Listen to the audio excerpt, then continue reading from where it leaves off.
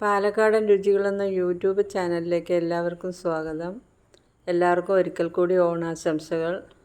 ഞാനിന്നിവിടെ തയ്യാറാക്കുന്നത് തക്കാളി പച്ചടിയാണ്.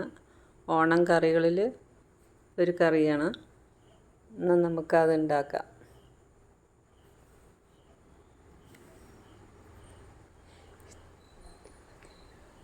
ഞാനിന്നിവിടെ എടുത്തിരിക്കുന്നത് ഒരു വലിയ മുഴുത്ത തക്കാളിയാണ്, ഒരു വലിയ ഉള്ളിയും. അതിനുള്ള അരപ്പാണിത്. പച്ചമുളകും തേങ്ങയും കൂടി അരയ്ക്കുക. കറുവേപ്പില കറിയിലിടാനുള്ളതാണ്. അരയ്ക്കുമ്പോൾ പച്ചമുളകും തേങ്ങയും മാത്രം. ഇത് തൈരാണ്. അപ്പോൾ നമുക്കത് കഷ്ണമാക്കിയിട്ടൊന്ന് വേകാൻ വയ്ക്കാം.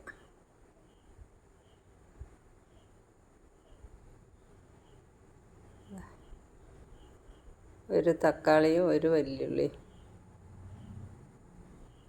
പെട്ടെന്ന് ഉണ്ടാക്കാൻ പറ്റുന്ന ഒരു കറിയാണിത്.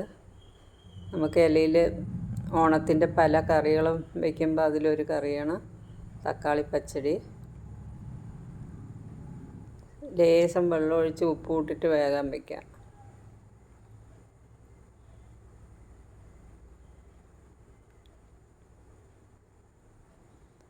തക്കാളി പെട്ടെന്ന് ഒന്ന് വെന്തോട്ടെ. അപ്പോഴേക്കും നമുക്ക് അരപ്പ് തയ്യാറാക്കാം. ഒരുപാട് അരിയും വേണ്ട. മിക്സിയിലിട്ടൊന്ന് നമ്മുടെ തക്കാളിയൊക്കെ നന്നായി വെന്തുടഞ്ഞിട്ടുണ്ട്. ഉടയണം. പച്ചടി അങ്ങനെ ആയിരിക്കണം. കുറച്ച് തക്കാളി വെന്തുടയുക തന്നെ വേണം. കുറച്ച്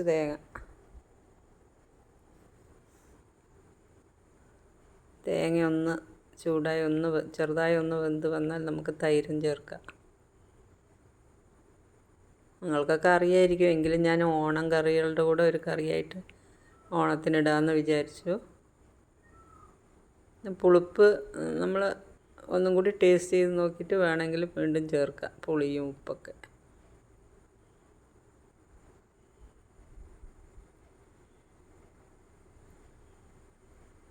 നല്ല രുചിയുള്ളൊരു കറിയാണ്. നല്ല മണം വരുന്നുണ്ട് നമ്മുടെ കറിൻ്റെ.